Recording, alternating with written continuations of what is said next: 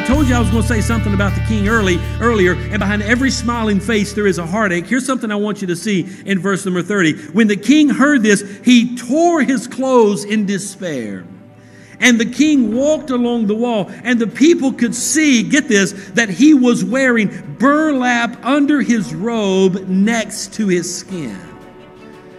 The Authorized Version, the King James Version, says he was wearing sackcloth. Anytime in the biblical days when they would put on sackcloth and ashes among them, it was a season of mourning. There was heavy grief. The king, however, was the king of Israel.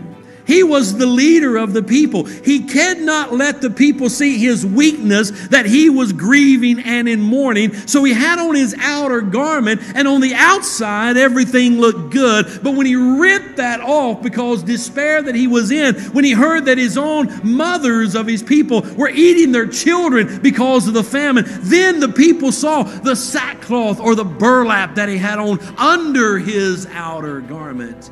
He too was carrying a heavy burden.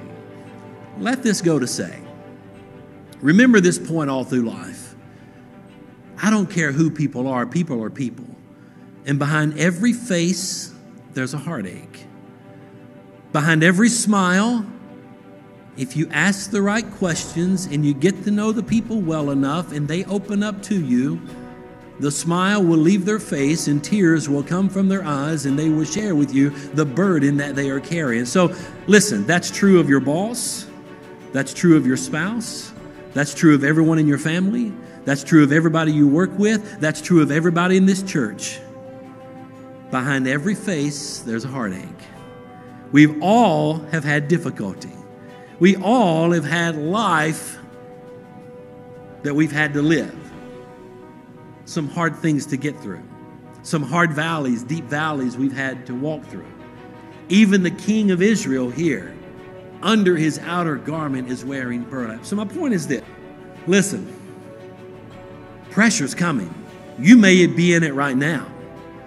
You may be under pressure right now. You may be faced with adversity right now. It may be finances.